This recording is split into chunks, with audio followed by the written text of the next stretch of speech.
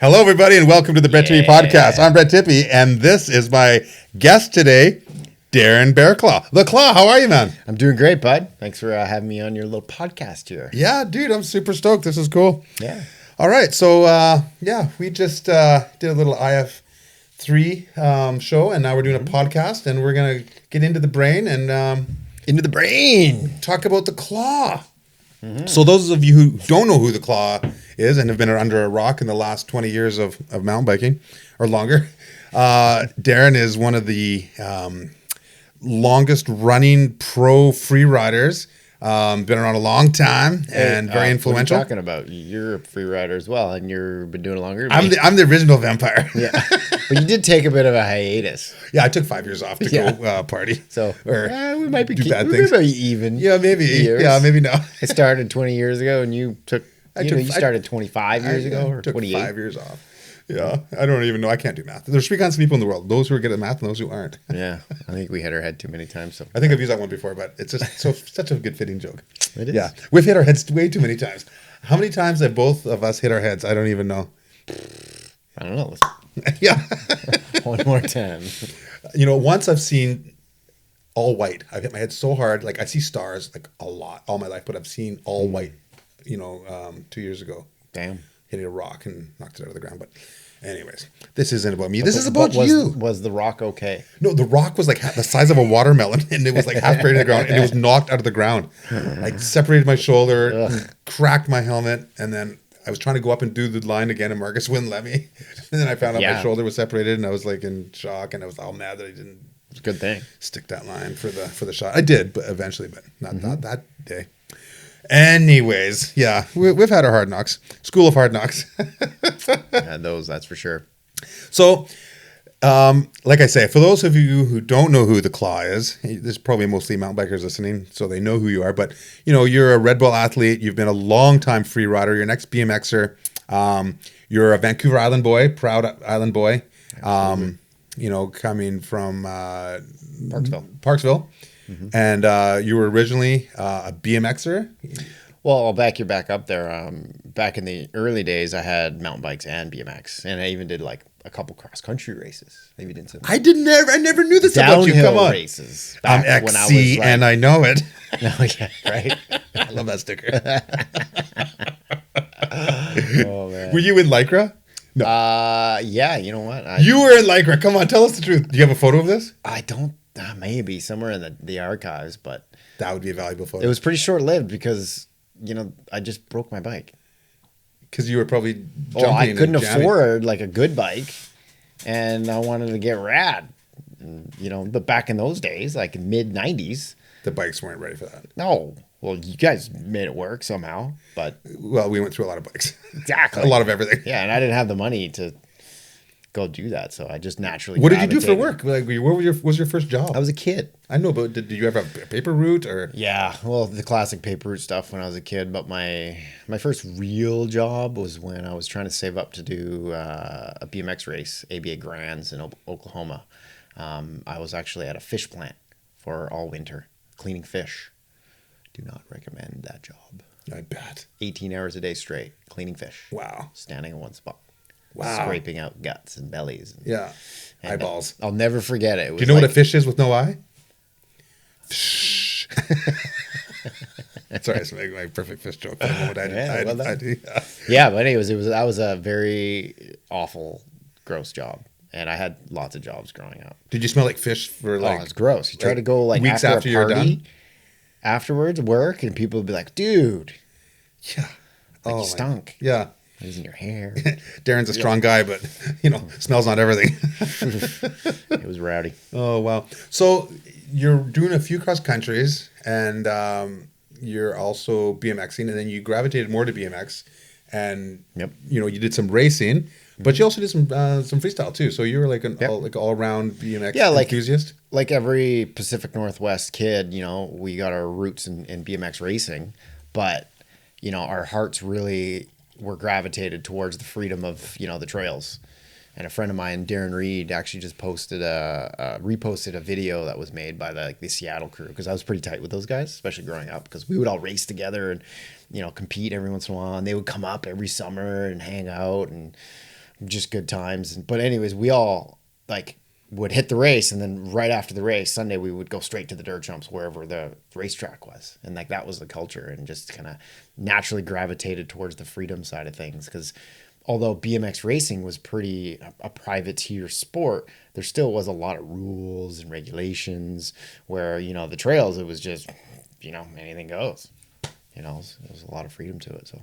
Were you into the little thin tires at that point and No. clips, or was it still Fatter clips? knobby Yes, tires? but I didn't really jump on the thin tire bandwagon. Yeah, No, they just weren't cutting it for you. they didn't cut it for me. Yeah. Huh, interesting.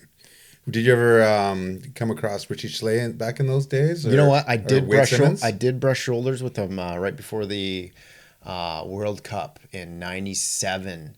He came over, and I kind of just faintly have memories of him just being this short little dude that was decent. He wasn't wasn't like the hot spot or anything. I'll never forget it. Jason Richardson, colored guy, pro racer, that all the girls that worked at the BMX track were just swooning over him. Because he was like the pro that came to town and does this big clinic and stuff, and all the girls were just all over him. It was pretty wild. But then Richie just got no love from all the ladies. He must have hated that. Oh yeah, He loves the ladies. Thinking back now, like I'm sure he was just spewing. Who fucking invited this really good looking freaking tall dude that's like ripped muscles? I got nothing here. He wasn't Richie Schley. He was Bitchy Spray. Oh man! Wow. Did you get the girls back then? Were you a lover, not a fighter? You know what? I was just a grubby, dirty kid. Wanted to ride my bike. Yeah. You know, it was You didn't like, have time for girls. Just no, like shredded. I remember growing up in high school and stuff. Like chicks were like, "Hey, let's hang," and I was just like, "Dude, no, the dirt's primo. Like it rained last night. I'm going to dig. I gotta go." I would blow everything off just to go dig and ride. Yeah. That's been my life. Okay. Cool. Not much has changed. Yeah. Sorry, babe. The more they things change, the more they stay the same. Uh-huh. So I understand that the first event that you went in, or the first event that you did well in, was the Hornby Island Bike Festival, and you won with a 360. Yeah, on a mountain bike or BMX. I think if I can remember it right, I won the dual slalom race, and then it was either like a exhibition or a jump contest, like on the table, and I did a 360. Like my friends were like, "Oh, dude, 360, I know you got it." I was like, "Sure, I'll try it," you know, sort of thing. Because I was, you know, that was one of my jams in BMX, and Yeah. it was on a mountain bike, and yeah, it was my old Specialized stump jumper that I think I got from my brother. Could you spin both ways back then? No, Yeah. no, that was I remember that trick. That was hard Yeah. to learn. Yeah. Because there was no one doing it. It was just like, just seemed so, like, wrong. It was wild. Yeah. Huh. Well, I remember hearing about you when you went to the John Henry Days, which was a bike shop in North Van, and they had like the dirt jump jam there, and you won that, and you were pulling some moves that, you know, a bunch of the mountain bikers are like, "Whoa!" But you were doing like BMX moves on a mountain bike, and you're killing it. And Yeah, right around that time, I had moved back from Seattle to go to school in Vancouver. And I lost my BMX sponsor because I moved back to Seattle to go to school. But it was K2, and my buddy Scott Matchwell, I said, "Hey, you know what? Like, I went out riding with my brother. I actually ended up smashing my face because I tried to take a BMX into the shore. Long story. But, and then I called him up. I was like, "Yo, dude, like, I went out and rode the local trails here. Like, fuck, the trails here are sick. I want to get a mountain bike. It's been ages, and everything's changed. Like, the trails." And I was just like, even though I was on a BMX and, like, I wasn't, you know, having that much fun, I was really, it opened my eyes to what was going on, you know, but unknowingly to me, you know, that scene, like, in the moment movie that we watched earlier, it was prevalent that I was like, "Ooh, this is like, this could be really good." Yeah. You know what I mean? I saw gaps and jumps and flow. You know, it wasn't to where it is now with like this flow state of trails, but like it was the start of it. And it looked fun. It looked really fun. So I called the boys at K2, and they they're like, okay, yeah, we'll try to scratch a bike together for you. And I got a bike and I started riding, and then going out with my brother and my roommate Mike, which is his good buddy, and I was hitting the shore. Like after work, freaking hitting it up, and then a couple people caught wind that, and I was shooting photos with Ian Highland, and Highlands was like a big catalyst to my career because I was shooting BMX photos with him a bunch because I was living in Vancouver, and he, him and I are talking all the time, and he's like, dude, he was, trying to convince me. He's like, man, we should get on a mountain bike and shoot some of this stuff. I was like, yeah, I could. Like, I've been riding with my brother. I've been enjoying it. I'm not opposed to it at all. Like, things are changing. The bikes are getting better, and I'm into it. So he scrounged up a bike from Norco. It was a Lender, and him and I went, and we just went on a shooting spree. We shot dirt jumps, we shot street stuff. Like within like 2 months, I think I got it was like 80 pages of like printed content from like 3 months, because including the bike mag cover on the Grouse Mountain. With the big one-footed dangler. Yeah. Yeah. And right after, was that right by the World Cup downhill? Yeah. Right after, wasn't it? Yeah. Yeah. Overlooking the city. Great shot. And that was You're right. in jeans and. Yeah, that was right around the same time John Henry days. And that was an Ian Highland shot. Yeah. Oh, cool. Yeah. Him and I basically, we were like roommates for, a good solid shooter. year. Yeah. Great shooter. Solid shooter. He did shot a lot of snowboarding for ages. Yeah. Yeah. So like a lot of my initial transition to mountain biking, a lot of it I owe to him. That's cool. Kind of giving me that push, Yeah. So, I first met you at Rampage in 2002 when we both competed, but we met the night before. Yeah, we partied until the sun came up. Dude, you and I met and we bonded and we're like, I like this guy. We're partying down, and we ended up closing the bar. We drank the bar out of tequila. Yeah. In was it in Virgin? Yeah. Yeah. Springdale. Or in Springdale, yeah. And we drank the bar of tequila. We pretty much... Tequila tonight, tomorrow we ride! Oh my God, we went hard. It was true back then. And we closed at the end of the night, and I remember being on the table at one point, and someone dared me from Bike Magazine to drink a bottle of Tabasco sauce for $100, and I woke up with $100 in my pocket, and I remember you and I just like singing. I slept on jokes Westerland's floor. Yeah, we went to Westerland's room after, and we shut down Westerland. Yeah. And if you know Derek Westerland, yeah, he doesn't like to get you don't shut down Derek Westerland very often. Derek's like, dude, you should probably go to bed. You're riding tomorrow. He's like, yeah, you're probably right. Yeah, it was like fucking 5 a.m. or. Oh yeah, and then we had to get up for a riders meeting in a few hours. Yeah, it was. I was still wasted at the meeting in the morning. A crispy morning, that's for sure. Oh, it was hard. I was dehydrated. I was still wasted. I was like, okay, well now it's time to go send it. Yes, kids, we partied back. Yes, then. we did, and competed. Unlike the children of nowadays that get their beauty sleep. Ride hard, party harder. Mm-hmm. That was the motto of the day. It was like a thing, man. That was the good old days, man. Yeah. Oh my God.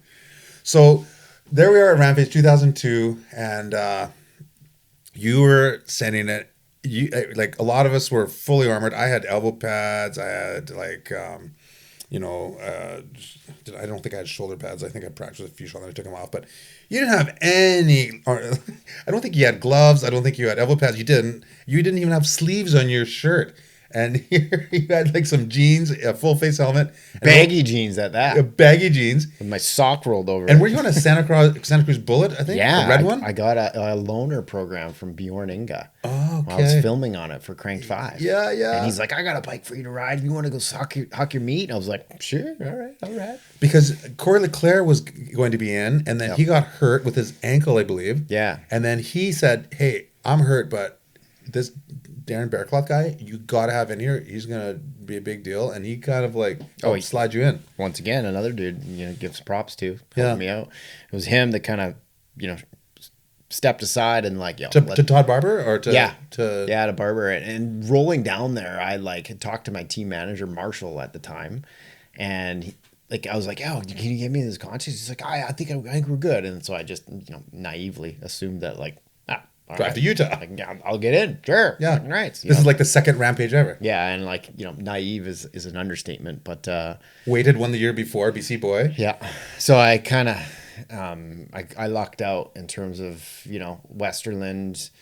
I guess I went out for a ride the night before with Westerland on, King Kong. And, you know, he was like, okay, I got to go ride with you, see if you're fucking valid before I can give the, you know, the thumbs up. See if I can get you in. Pass the Westerland test. Yeah, totally. So I went on a road with him, and he's like, he's stoked. And he's like, you know, to this day, he'll say that he got me in Rampage, and it was all his doing. But he definitely, you know, gave Todd the, he should ride, sort of thing. Gave you the nod. Yeah, and then I got into Rampage, and it was a learning curve, but, you know, it was instant in terms of, you know, like before then, you know, riding all this other stuff, you know, with class and towing me into these big drops and stuff, it was just insanely awesome. But then, you did that huge road gap. Yeah, I remember you and Super T. Yeah, and I was like, and I remember going, "That's not a camera angle. That's big." And I watched him go off it. Did he blow his bike up on the landing or the rear end or something? Yeah, his wheel or rear end or something. Yeah. And I wasn't expecting to hit it. You know, I was like, I'll join, and, you know, because everyone's like, you know, Tyler's going to hit this big-ass drop. And, you know, back then, and especially when you show up and someone's built something for us, it's kind of like there's no ownership to it because it's not like you found it and built it. And I watched him go, and he literally, like, started here, let go of his brakes there, and went down there. I was like, how was it? He's like, dude, it's sick. Just let go of brakes here and there. I was like, okay, what can go wrong? That must have been what? That must have been like a 30-foot drop. It was pretty close to, I would say. Yeah. Yeah, at the 25 smallest, anyways. 25 at least. Just to make it to the knuckle, but you're going down the bit. So I was like 30 feet, and like I was doing like 20, 25 foot, and all of a sudden I saw you guys, and I was like, oh, there's some new kids in town. Yeah. What the hell? These guys are going big. That's not a camera angle. That's real. Whoa.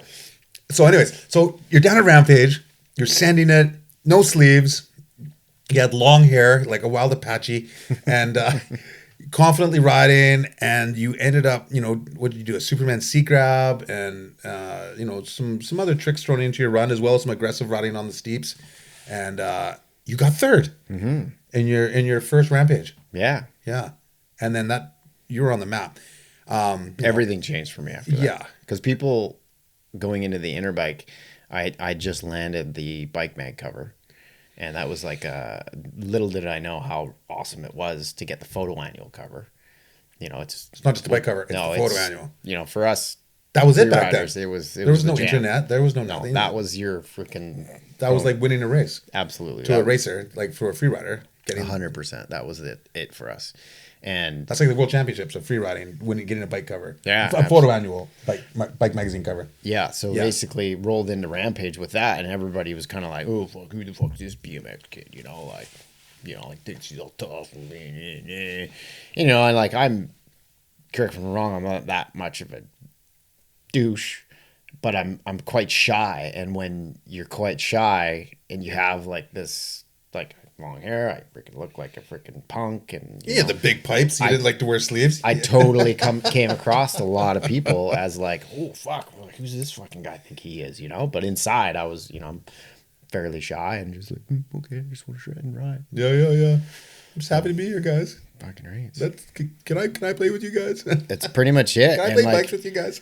And the one thing I'll say about the whole mountain bike community, especially coming from like the BMX community, it was just instantly a heartfelt welcome from pretty much everybody in like the whole scene. It was just so crazy to be like everyone's stoked and like welcoming. There was no like, once you're past that initial like initial who's this guy? Greet, you're like, oh hey, like, you know, you start talking. It was like no vibe, no nothing. We were just out there having fun riding bikes, and like just that camaraderie, especially because it was a new, but these were still the honchos, you know, like Steve Pete, you know, like there was some like bike legends all there and all hanging and jiving and boozing and like having a great time. I was just like, oh my God, this is my calling. Not let alone the riding, but let alone just like the community, the lifestyle, the scene. Yeah. And like the camaraderie was the biggest thing for me, right? Because like I came from like, you know, in BMX, it was not like that. It was starting to get like, you know, big money came into the sport, you know, and just people were butting heads and there was cliques everywhere. And it was like, it was just not the same scene, you know, it wasn't as welcoming. Yeah. And the freeride scene was new. So it was raw and it was fresh. And yeah, there was no real big money in it yet. And it, you know, like you guys kind of popped the cherry on on the scene and opening people's eyes. But call me crazy, but I think that was like the second wave. Like your wave was like the first wave of like showing people, hey, let's ride anything other than a racetrack and do different stuff. And then you guys took it to here, and then like the next generation took it to like here. And now the next generation is taking it to here, Yeah, I remember Specialized asking me who I thought, would be good to sponsor, because I was like the first free rider Specialized ever sponsored. Yep. And I got Matt Hunter to wear a Specialized t-shirt on stage when he won the UFC Ultimate Freeride Challenge, best video. Yep. Won the 10 grand check. And he went, really? Yeah. And I'm like, yeah, put the shirt on. It'll be good for you. And that was good for him. And then I'd mentioned you. I mentioned Jordie. I mentioned Romanek, who had met and seen Send It. And yeah, it was Kevin Franks at the time. Yeah. And they were like, okay, cool. And then boom, all of a sudden they sponsored you, Jordie, Lunn, Matt Hunter, Steve Romanek, and we had this team of BC riders. I was the old guy, and we had these young senders, and you guys all sent it. Like that was a powerhouse team. Yeah, those were some fun times. Yeah, absolutely. Big hits and 24-inch rear wheels. Yeah, I know. Looking back, it's just like wow. But then at the same time, there's 29, 27 vibes. It's the same thing. Just a mullet. Yeah. It's a little mullets, big mullets. Yeah. Totally. Old mullets, new mullets. I wonder if it'll come Do you still have back. I wonder. Oh, maybe. I wonder. Who knows? Interesting to think about. Do you still have your old jersey with your name on it? That original Specialized team? I do. I have it somewhere too. Yeah, somewhere. Yeah, like. That's if my girl hasn't thrown it out. Yeah. From calling me a hoarder. Well, I don't want to get rid of that. That's some memories. So you ended up, getting a bike cover, got a podium, a third place in your first Rampage, the second Rampage ever. And then you started, you've done so many Rampages since. How many Rampages have you done? Do you know how many you've done? I've had too many times. Yeah. A lot of them. I missed out on 2 to injuries. Yeah. Like in my prime. Yeah. Which I was bummed about because that was when I was like going for a win, going for a podium. I was like shredding tricks when no one was shredding tricks. Yeah. And like my film segments, I was doing stuff and like tricks. Yeah. Off cliffs and stuff. So it's a bummer because I'm like, I never got a W there. Yeah. Go back in time if you could. Yeah. Woulda, coulda, shoulda. But then you started as well doing slopestyle and doing. Slopestyle emerged. Slopestyle emerged. It got created. I think Richie Slay was instrumental in getting the first slopestyle happening in Whistler. He talked them into it, and then they did it. And you were this new discipline, a slopestyler. So you're a big mountain free rider, but a slopestyle rider as well. And you had a big bag of tricks. It was exactly what I wanted to do, was go big and do tricks. Yeah. So the big mountain thing was my true calling of oh my God, that's the pinnacle for me. But then somewhere in between is more attainable because I don't live in Utah. Yeah. Is slopestyle stuff because I'm okay, well I want to do gnarlier tricks, but I can't really do those in the big mountains, yet. So a good happy medium is this slopestyle thing where it's to me, I saw it as a training ground. And you were able to, you take a chainsaw and some hammer and nails and build your own stunts to train with and to film with, to shoot on. And you were very hands-on with a good work ethic and you made things. And then when you got to these slope styles, you had done boner logs and stuff because you had made them in the woods around your house. And you actually were very successful at it. And then you really made waves with what do they call it? The 360 heard around the world. I don't know what Crankworx it was, but I can't remember. It was over to the left side of the course, and it was it was a wood to dirt. It was it wasn't a road gap, but it was it was a road trail gap. Road gap. I guess it was a road. Did they drive over the road? Was it over? It was over the road, yeah. But it was a step downy kind of road gap thing, and it was long. It was so long, and no one had ever done anything like that.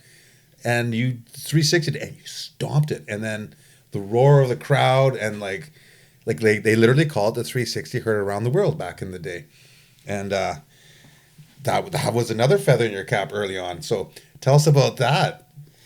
I'll never forget. I was asking Richie. I was man, what do I got to do to take the win? He's I was well, what do you got in the bag? I was I could do this through the road gap. He's whoa, through the road gap? I was yeah. He's dude, all you got to do is through the road gap. Nothing else. I'm like, no, come on. It's like, there's no way. He's like, dude, you threw the road gap. There's no way you're not winning. And I was like, nah, I don't think of that. So I did a bunch of tricks up top leading into it, and I threw the road gap, and then did a couple small tricks leading in. I was going to oppo 3 the bottom. It was off the Giro trailer, I believe, the last drop.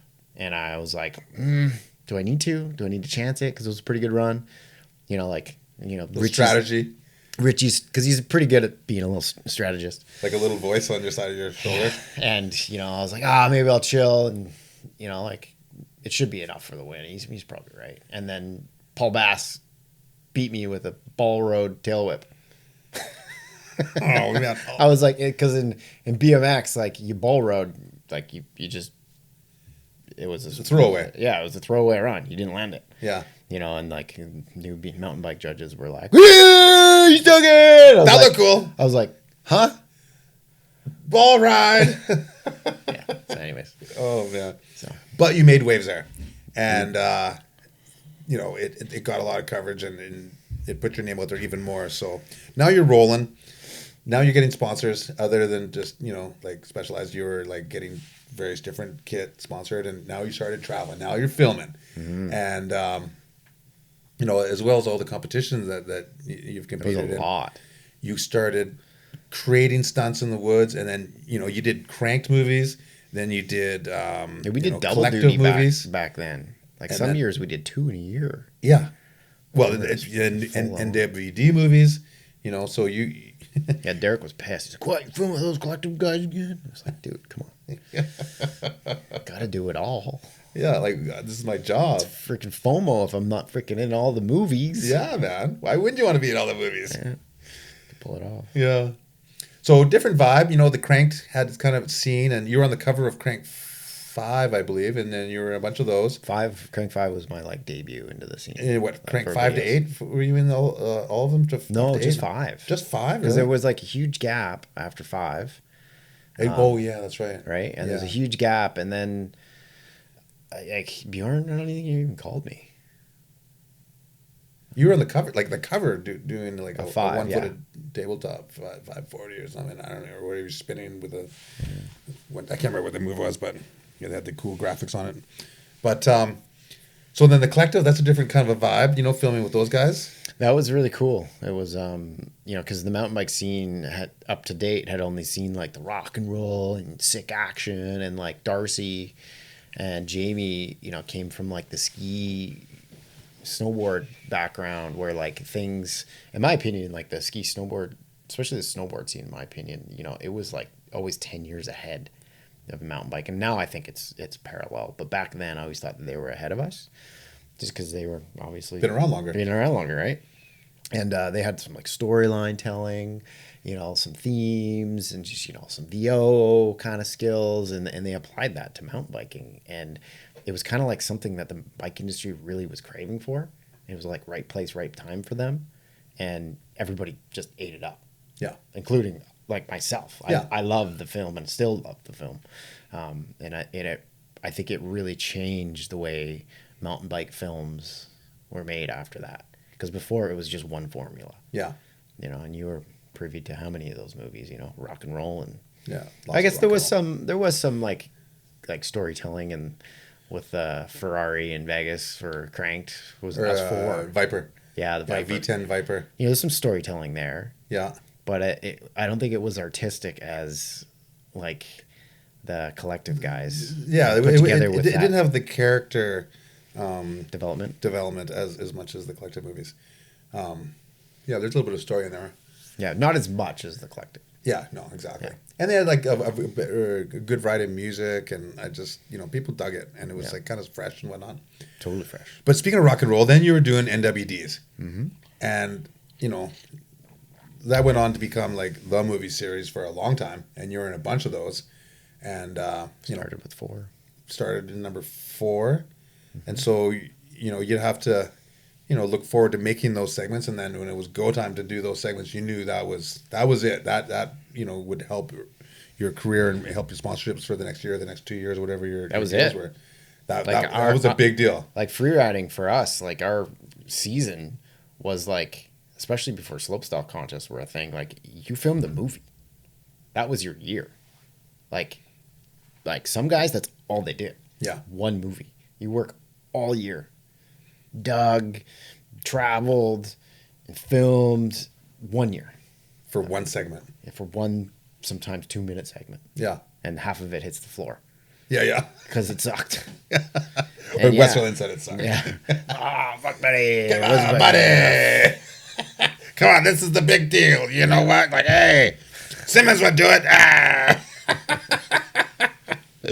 Oh man. Yeah. So that was the jam. You know, you just filmed and did your movie party here, and then contests started to kind of chisel away in there, and then I, like a bunch of other guys, tried to do it all.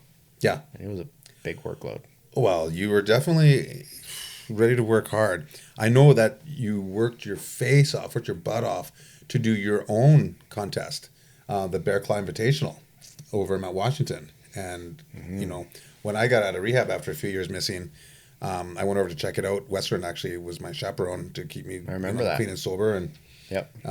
He actually put you in charge of me one night, and then Jordie Lunn one night because he had to go do some business, and you guys took care of me, and made sure I didn't go off the deep end, which I probably would have if you guys didn't have a leash on me. But then I wanted to go check out the Bearclaw Invitational, and I did.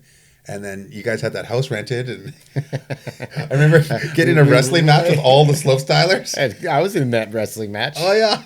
And then eventually someone jumped off the second floor railing and 2-footed me across the chest, and I went back and put my elbow through the TV, and split my elbow wide open.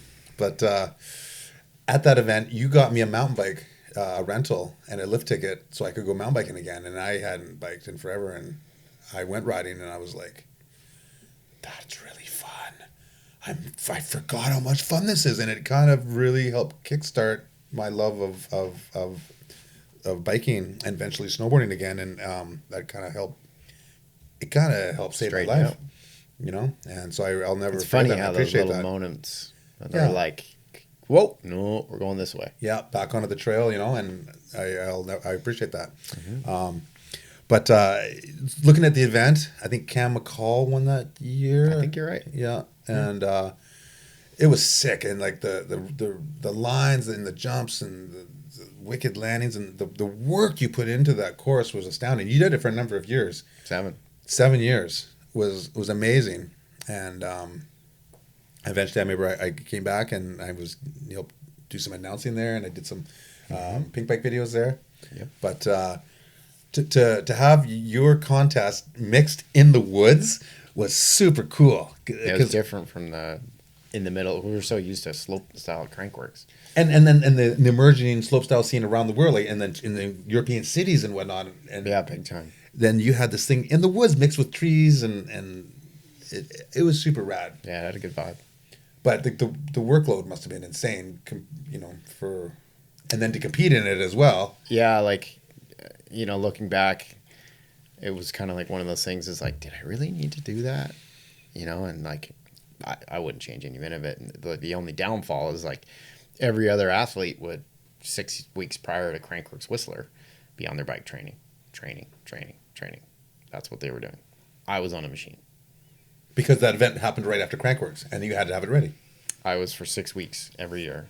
I was when I should have been practicing, brushing up for Crankworx. Skills. And I remember some years I literally jumped out of the machine, and I still had a week worth of work to do on my course, and went straight to practice.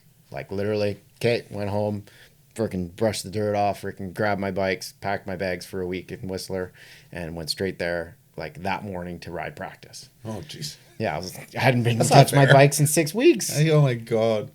So that part, was hard because I never won Crankworx. And what was your best result at Crankworx on the slopestyle? Well, I won the first one, but official Crankworx, Joyride or whatever. Yeah, I don't know. The very first one I won, but then after that, they don't call that Crankworx. It was the year after, I think they call that the official one. Yeah. But anyways, I think it was a couple seconds and a thirds and something like that. But what was it called before Joyride? Joyride was the original name that Patty K owned. Patty K owned it. And he took it to some peaks, and then Yeah. Whistler started Crankworx. And then Redbull bought it back. To Joyride. call it the slopestyle, Yeah. just the slopestyle itself. Yeah, Yeah, that's right. Yeah, in memory and like honor of Patty K's Yeah. original event, to pay homage to that. Yeah. But You've had some podiums there. yeah, Yeah. for sure. But never won it. But no one cares unless you win. Yeah. Who can remember? Nope. Yeah. We can't remember. Nope. There's definitely some mountain bike nerds out there who remember. Yeah. Some people know. I won a lot of other events, but never that one. So- But you want to hear a good secret? Yeah. I'm bringing back my event next year. What is this? Yeah. Is this an exclusive here on the Brit TV podcast? Yeah, I haven't announced it for anyone. What? Yeah. Oh, wow. We have an exclusive. Really? At Mount Washington? Okay. That's slopestyle. Yep.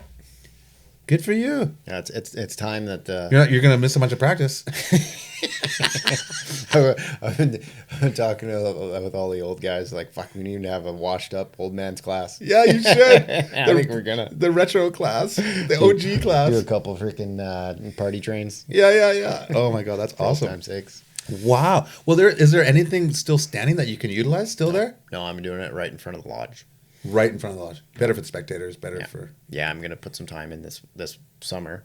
I'm gonna set up the site, get everything kind of prepped and ready, and kind of do a 2-year project and build it. Sick. Is that working with Mike Manera? Yep.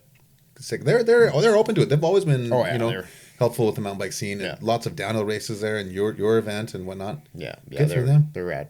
That's cool. Okay, well, exclusive here on the Brit TV podcast. I love it. Okay, so you've done some European events as well. You did some slopestyles over there as well as filming. And tell me about the X Games. Like, I know Brett Reeder won, and who else was on the podium with? I think I got 4th. Yeah, I remember because Andreo got 3rd. I was bummed because I eked out of a medal. Yeah, but there was windy, wasn't it? Was it really windy? God, that was the biggest. And you guys were like, you wanted to send it, and no one else wanted to send it. Is what I heard. I was on. I hate wind. Like, I really dislike wind. But someone said they heard you going, let's put on a show. Did we come here to ride and put on a show here, that or was what? Reeder. Was it? Yeah. I heard it was you. No, I'm sure a lot of rumors go around. But anyways, it was hard. Like I think. Because they were big moves. Like Martin and I think other rider possibly got so frazzled that, they didn't want to ride. Like they walked off just because like it was like all this pressure that we put on ourselves because we're finally in the X Games. Yeah. And everyone's watching.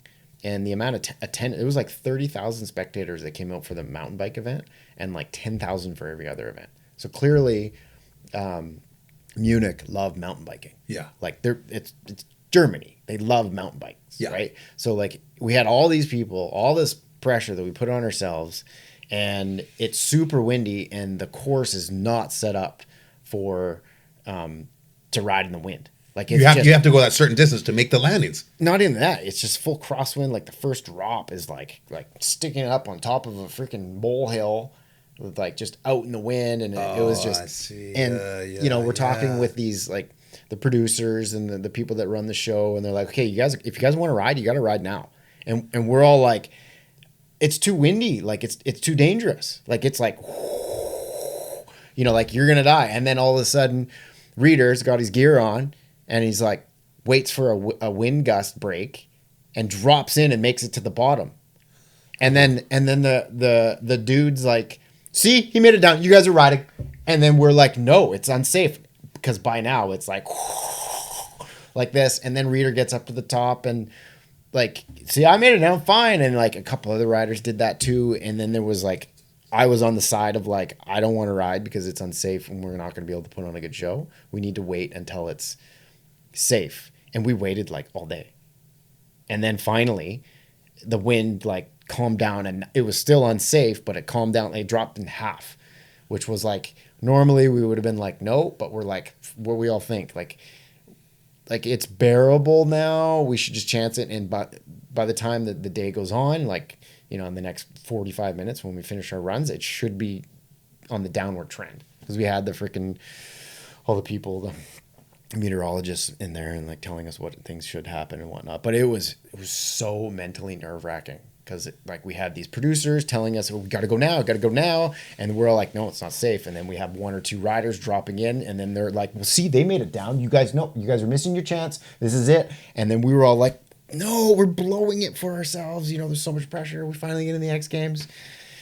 Oh man, that was bonkers. And even if you do make it down, you can't even do the tricks that you were planning on doing, or you could do because the wind, right? Yeah, and I ended up pulling my shoulder like right in practicing before the event, and so I had to like full grit, like what you said, you know, just like tape my shoulder up and just and hold it straight. Yeah. And some of those moves are like remember 30 by 30s and stuff, weren't they? Yeah, the bottom road gap was like a solid 30 plus down by 30 plus out. Yeah. Like it wasn't much smaller than like the Oakley Cinder. Yeah. Not by much. Nuts. But it was the smoothest freaking drop you've ever freaking hit. Yeah, and just buff landings and crazy. Mm-hmm. Wow. So you've had like this crazy great. I know, I could see that. Going back in time. Back. Yeah. That was a zesty one. So a strong competitive, era for your life. And then you continue to do rampages for years after that. But you ended up making a movie after doing so many, like I say, cranked and collectives and New World Disorders. You did Where the Trail Ends. And that was like, I think the biggest mountain bike movie ever at that point, was it not? And that's today. Is it still? I think for views, yeah, it's up there and like, I don't want to, like a lot of views. Yeah, it's like, it's the biggest, if not the biggest. Yeah. I wanted to be in that so bad. Once I saw it, I was like, I wanted to do some sliders in that. But anyways, you did a scene, a segment in the Gobi Desert. And the kind of, I know that you do your research and then, you've Google Map things, but like you and Zink and Dorfling and Sorgi killed it in the Gobi Desert. And I remember the scene, like these carves with the sprays, and it was like Cranked one on steroids down these chutes, and like, yeah, I was so stoked for you guys and wish I was there. I don't blame you for having FOMO like on the Richter scale out here, because it's the best dirt ever for carving. It is like a surreal feeling, and I wish everyone that rides a bike could get that feeling at least once in their lifetime. It's like, it's basically, if you've ever snowboarded, having like perfect snow conditions and just carving through beautiful POW on a perfect pitch angle. And for a long time, long ways. For a very long ways. And, applying that feeling to a mountain bike, it's unheard of. Like, and I've traveled deserts searching for Rampage sites and filming locations all over the world. Yeah. And this place, very particular place in the Gobi Desert, has the most unique dirt composition with angles of dirt. Yeah. That's soft. Yeah. And you can literally rail from like knob edge to knob edge and like G out and hop into a turn and actually be on rails. Yeah. Not like skidding on your back tire, like going pivoting, or no, you're railing. I'm talking like railing. Leaned right over. It's like, it's next level fun. Yeah. It's just beyond.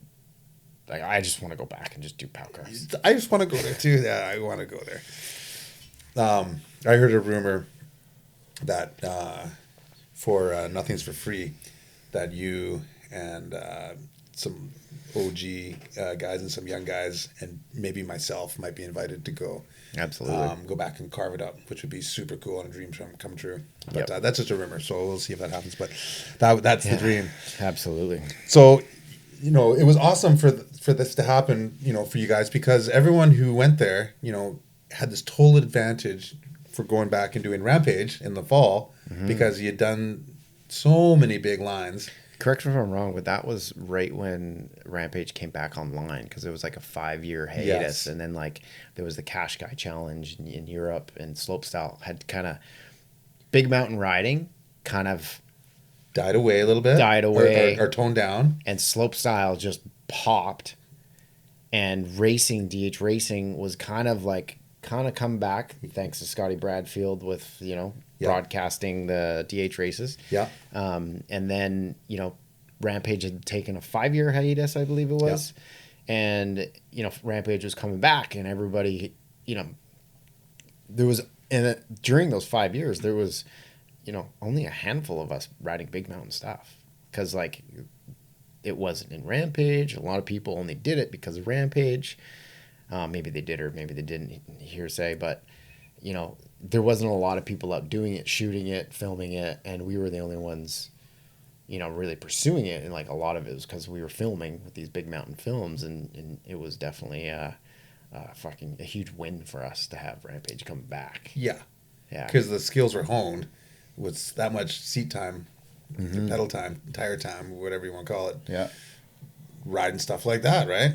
Yeah. And then I ended up botching it by deciding to try to ride and build into that ravine, that gnarly little ravine. Like, I literally was in my work boots, come down for a snack, and Todd's just like, dude, you got to go for your run. I'm like, I'm not done my line. He's like, no, the sharper's in there. You need to go. I'm like, I haven't even practiced. Like, he's like, you got to go now. I'm like, freaking hell. Yeah, and everybody else had finished their stuff days before riding and practicing, and I was just like, because you were trying to make it so gnarly. Because I just like building cool stuff, and I just didn't want to, I didn't want to skid down the hill and ride some pre-built feature. Yeah.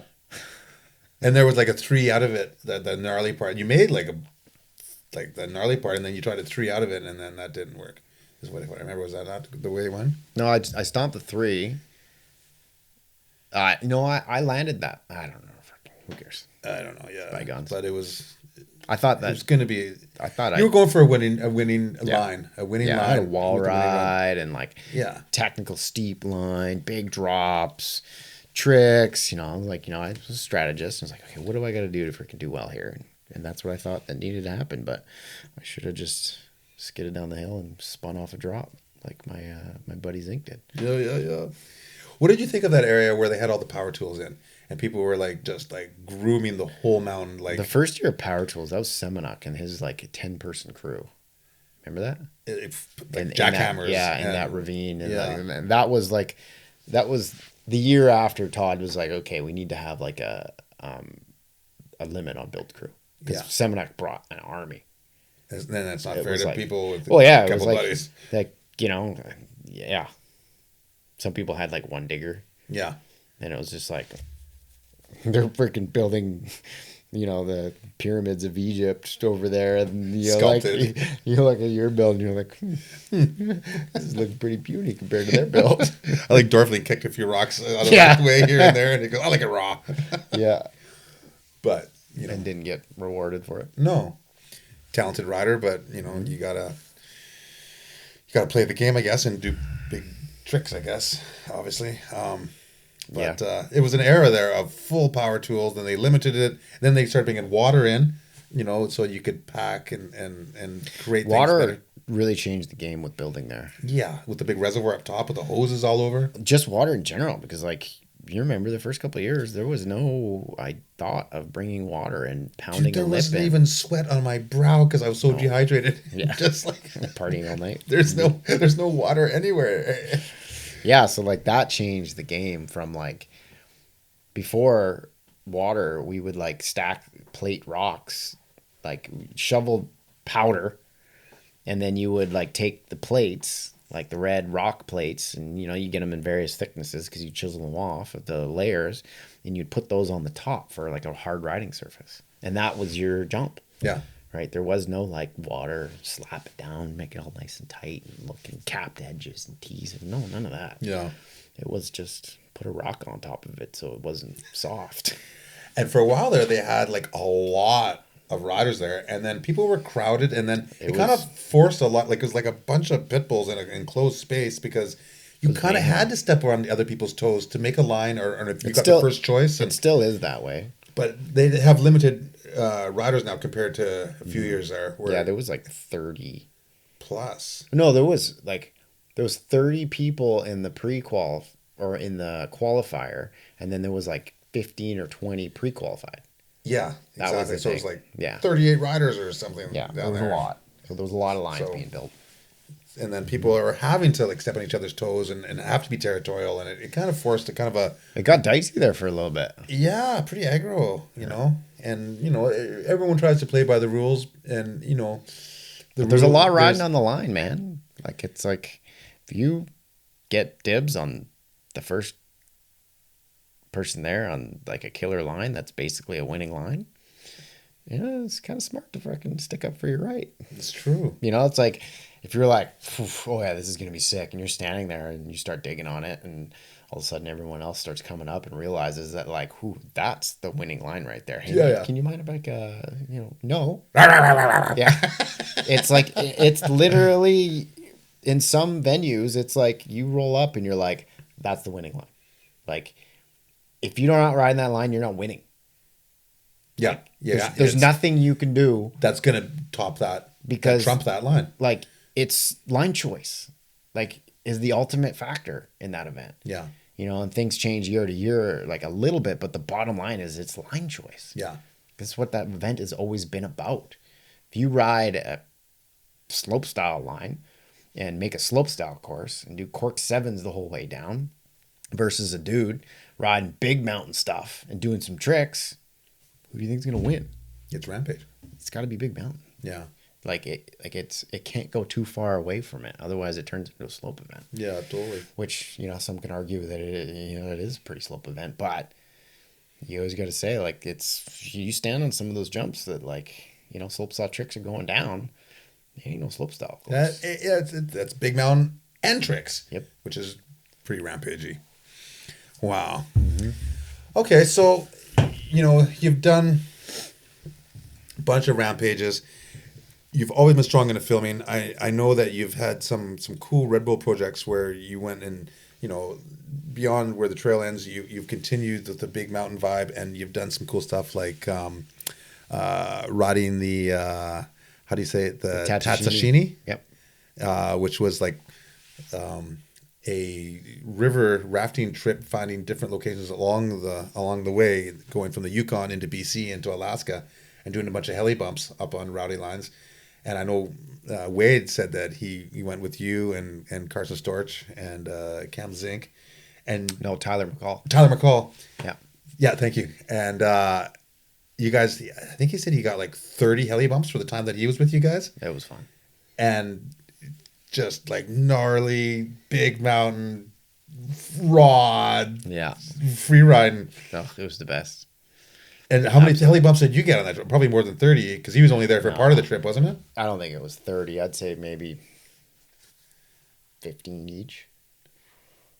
Yeah. Oh, only 15. Yeah, right? You know, and it's pretty surreal up in those areas, and those are like the trips where I've had a few, you know, my handful of those trips that you're just like, is this happening? Yeah.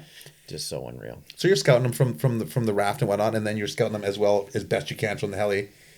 And then you're dropping in and you're GoPro and they're filming you, and you know, it's like it's on. You better have made a good choice on your line, because you're kind of like pressured by yourself to try and, you know, clean it top to bottom, but also to have a good line that's good for the movie and not waste anyone's time or money to ride it. But sometimes you get into things as you roll over the crest and you're like, this isn't nice scree anymore. This is big chunky rocks, and I gotta make it past these big rocks to that next scree section, or maybe I don't. Maybe it's just big rocks all the way, and then you're like bouncing down the side of a mountain.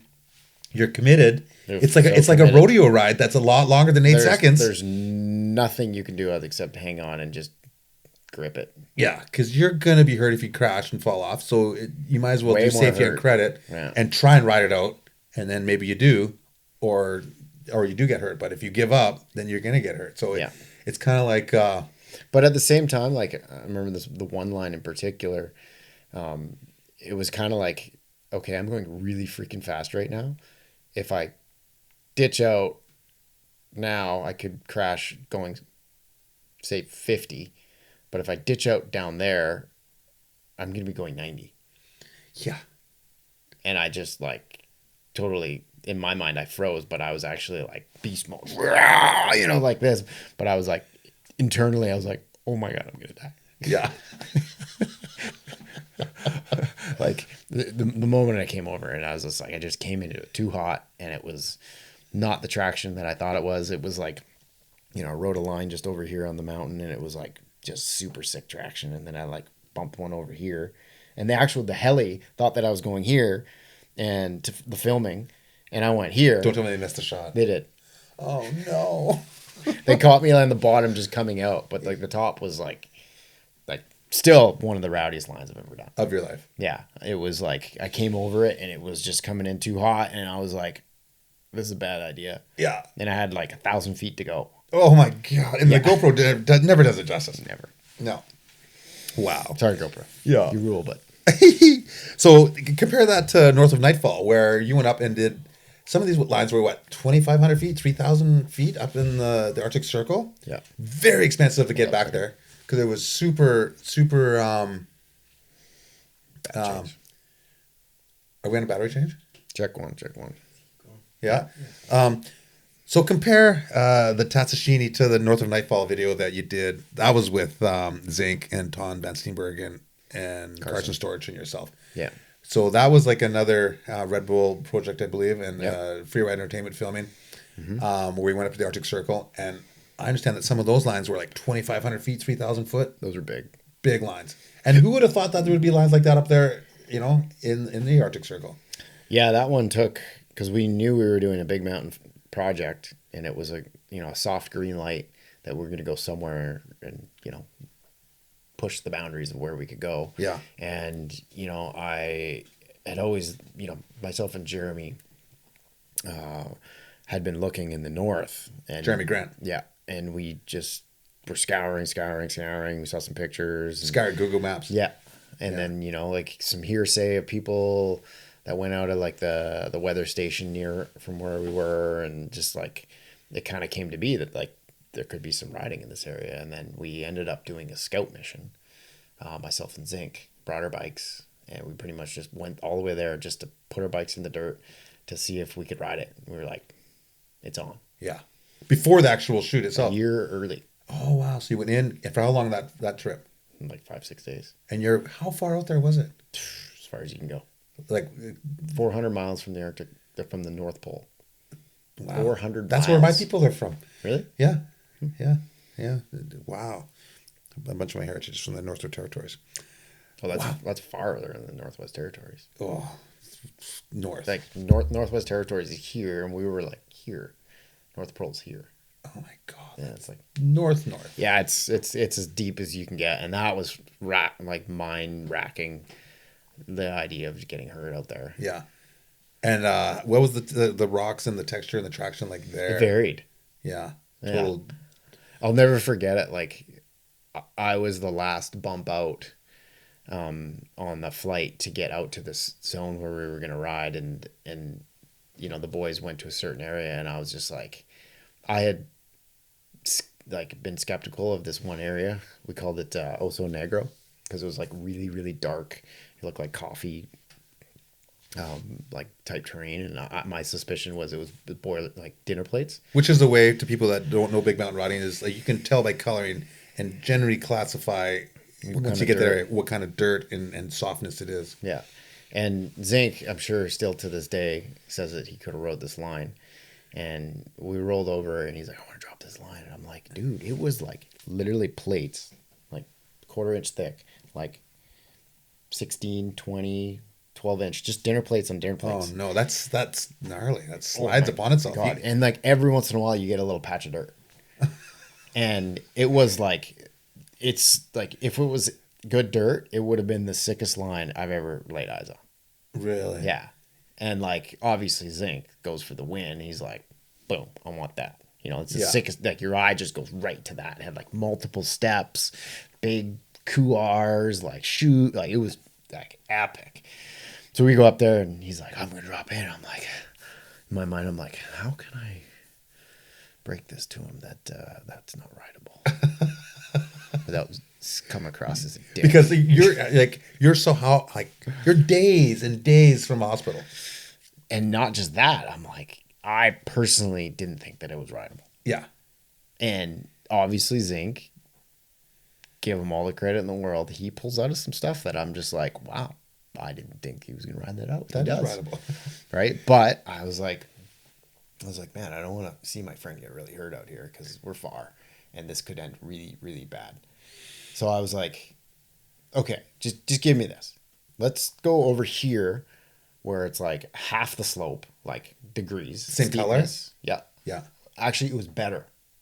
It was more dirt because of the angle was like probably 20 degrees less. Yeah. A big difference. Yeah. Like this was like this, and where we were going to ride is like this. Yeah. Yeah. So it's like better dirt to dinner plate ratio. So we're going to ride that. And I'm like, okay, let's just ride all of us. Let's just party shred this. And if that is awesome, I'll be like, okay, go ahead.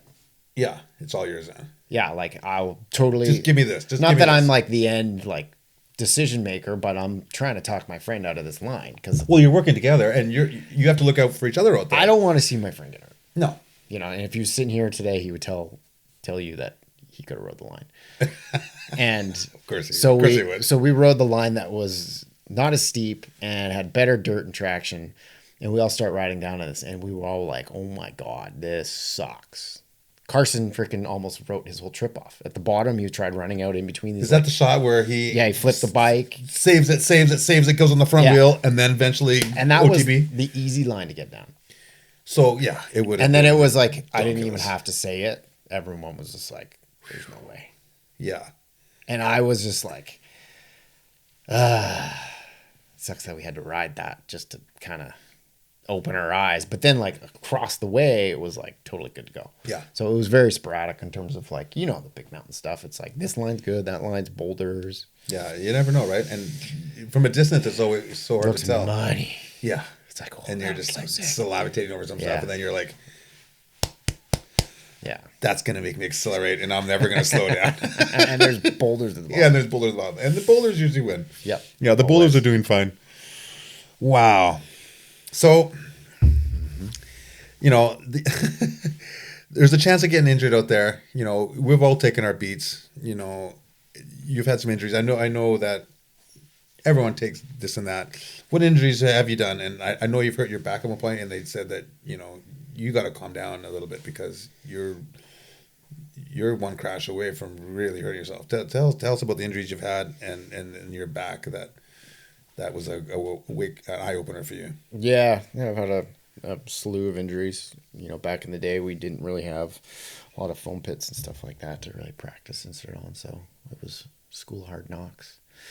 But the one thing that really hindered me in my like slopestyle years, you know, I won a bunch of contests, and then I kept on like getting hurt. Like every year I'd break a bone, and I'd like get my confidence back. And right when I was like climbing back up to like my peak of confidence, getting back to where I was, I'd break another bone, and I'd like come back down, and then I'd climb back up, and I'd like almost get to it. And like it happened for like 6 or 7 years. And then like the last time I was back, I had a winning run. Me and Brandon Semenuk had a winning run at Crankworx. And we both, I crashed first, and I broke my hand on a switch 3 off the last step down. And literally Brandon was right behind me because me and him qualified 1 and 2. And he broke his shoulder. And like that was the last time I was really at my like Sharp end of the stick. Yeah, sharp end of the stick for sure, you know. And I struggled with it because it was like, you know, 8 years of like injuries climbing back up, you know, back and forth. So I never really got back to my confidence, and you know, in a lot of ways I was, you know, like riding scared, which is, you know, where you don't want to be because your confidence isn't there. And when your confidence is there, every pro athlete knows it's just on. Everything's easy. You're in the zone. Yeah, you're in the zone. Everything's clicking. It's where it should be. Yeah. And that's where it seems easy almost. It does. Yeah, because you're like, someone's like, oh, you should try that. I was like, you know what, I probably should. Yeah. You go, and you know, like you might blow a foot off or something like that, but you're on it, you're confident, and you just adjust. Yeah. No biggie. No problem. So anyways, I went from that, and I had a bunch more injuries. Broke my back, I think in total like 4 times. And the last time we were filming in my yard trying to get a front flip off a drop, and I ended up breaking upper in my spine, like my C7, 8. You were going to add front flips to your bag of tricks. Yeah, I was doing fronties on jumps and fronty berries, but I was trying to get a front off a drop. I could do them no problem. I just, in my head, from all those years of injuries and confidence lacking, I just never could, force myself. And I was struggling to really, have the off button. I call it a switch, and it's a muscle. The more you work it, the stronger it is. Yeah. And I ended up breaking my neck, and 3 months later, I went back down to my doctor in California, and I was just like, you know what?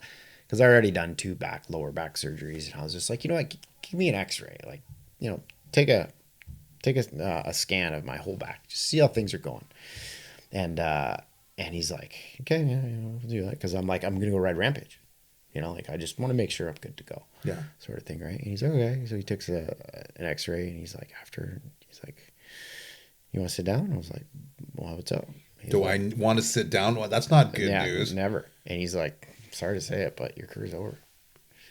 I'm like, why? He's like, explained it to me, and he said that I basically come as close as you can to severing your spinal cord up in my C7. And because of that, there was a pocket of fluid in my spinal cord. And that's how he could tell. Basically, it's like swelling. And when you like pressure it. Yeah, where it's close. And now it gets a pocket of fluid. And the pocket of fluid never goes away. So he's like, well, with this pocket of fluid, you can't afford to fall on your head anymore. Before, your spinal cord, it'll take a lot of abuse before it freaking snaps. Yeah. But there's a piece of pocket of fluid in there that you bend it a little bit, it's going to snap. It just doesn't have its elasticity anymore because of that. And I was like, it was hard, man.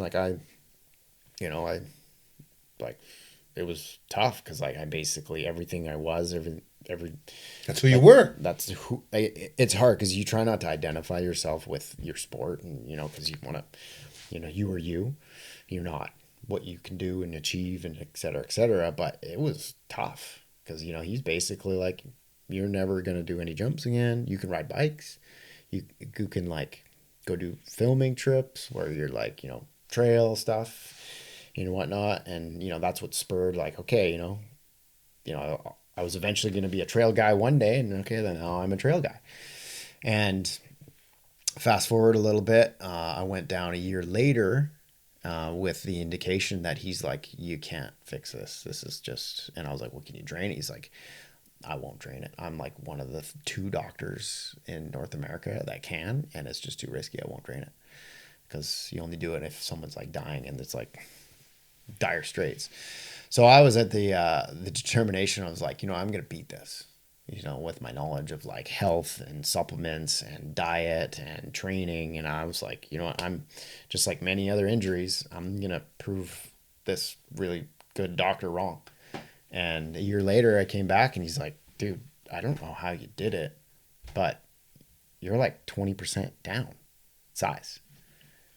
He's like, this doesn't usually happen. And I was like, in my mind, I knew that I was going to be able to achieve some results. So I was skeptical at the thought of never jumping and riding again, because I knew the human body, if you give it the tools that you need, that the body needs, it's pretty freaking good at healing itself. Yeah. And then fast forward another year later, he's like, dude, you're at 50%. You're completely out of the red zone. Whoa. He was blown away. And he's like, so what are you going to do now? Are you going to try to compete at Rampage again and stuff? And I was like, whoa, no, no, I'm happy where I'm at. That was a hard mental transition to be like, okay, I'm not that guy anymore, pushing the envelope of slopestyle and big mountain tricks and stuff like that. I can still go out and shred, and that's what I'm happy doing is, pushing, a little bit of the envelope here and there, but I'm not going to be that guy to push the industry's, envelope ever again. Yeah. So I'm happy at that point. And it's, I got lucky. Well, you still shred, and you'll still always be able to shred, but you can't push a sport that hard for very long, and you've pushed it longer than almost anybody with a super long career of being super badass. And it's been 20 years. Yeah, that's it's it's a couple decades, you know, and you've got a baby and a family, and You know how that goes. there's other things in life, you know. Like I know that you love, you you love trail riding, you love bike ride, you still shred, but you love fishing, you know, you love snow biking. You're still sending cliffs. Popped your cherry. I know. I tried snow biking this year. It's really fun. You know, I've been a sledder. You were a sledder, but you've Sorry, sold but not all your sorry. sleds. Yeah. So, yeah. Thanks for doing that to me. Thank you. But yeah, Jeff Kyle took me out, and I ran into you and Cody Matichuk, who's what 3X Games gold medals. You were riding with him, and He's the man. I saw the footage of you dropping cliffs with him, and yeah, it looks like you're still sanding it. Which is awesome to see. And you know, you've got, you know, these skills ingrained in you on the bike, but you've always been a snowboarder and a sledder, and then you're this hardcore snow biker now, which is kind of, you know, it's very much an addiction as a BC boy. 100%. Ingrained right in us, right? You got a pow addiction from day one. Yeah, totally. It's tough to shake. Totally. I know that you've helped out with the Jordie Lunn bike park. He was, you know, a good friend of many of us, but he was your brother that you grew up with, and we've lost him sadly. And in his memory, that you've helped with the jump park that's been built. Yeah, we finished the build last spring, and I was part of the jump park portion of it. Okay. Bella Solutions did the pump track, and then another builder, Bill, did like the trails, like the cyclocross trails down low.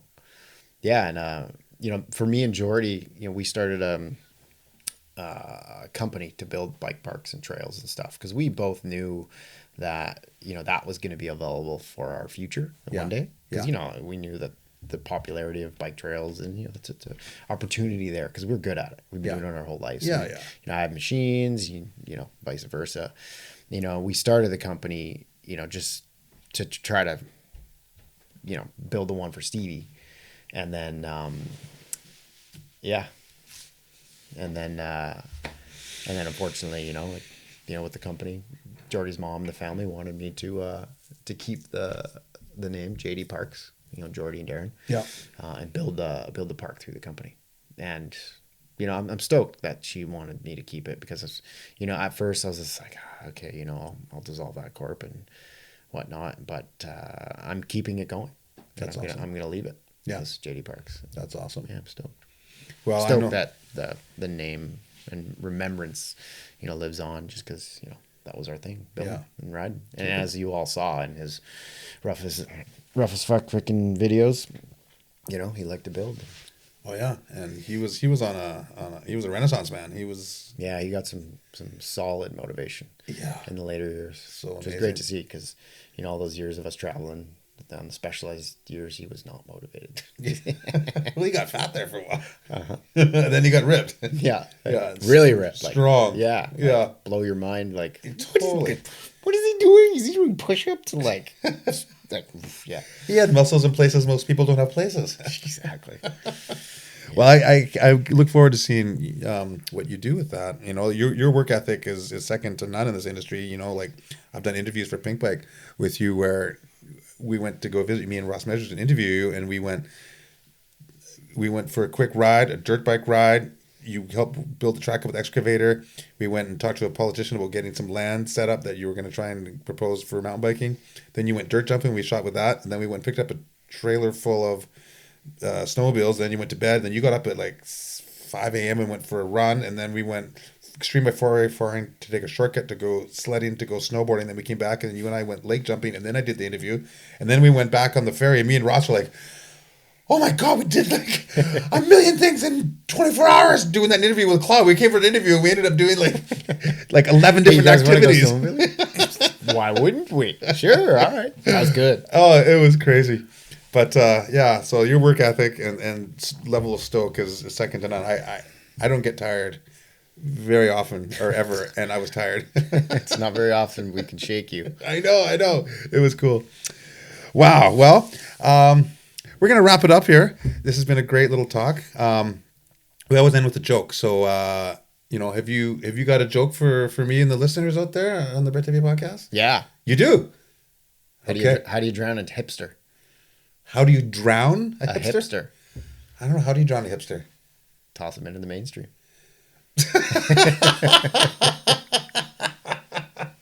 That's pretty good. That's pretty good, actually. Yeah. How did the hipster burn his lips? Ooh, not doing your old. No, he drank his coffee before it was cool. Oh, but of course he's got a hipster joke to one up me. But out of the back files. All right. You know what? We're going to sign out here, but we have some extra questions that are going to be in the special features where we're going to ask the people from Instagram what they'd like to ask you. So, check out the special features for that. But otherwise, we're going to wrap it up with the claw here. You Thank wrap you very it much. up. You wrap it up. You wrap it up. You motorboat son of a bitch. Hey, wait, I'm going to tell you a joke. I'll tell you a quick joke. Speaking of wrapping it up, this is one that Semenuk Instagrammed me. Nice. What did Dr. Dre say to 50 Cent when he gave him a sweater for Christmas? No idea. G unit. Brandon sent me that. Wow, that's impressive. It's pretty good. Nice. Yeah, there we go. Well, that's it. We're gonna wrap it up. The claw. Thanks, dog. Later, bud. Thanks for having me. Thanks for checking it out, everybody. Cheers, and folks. see you next time on the Red TV podcast. Ow!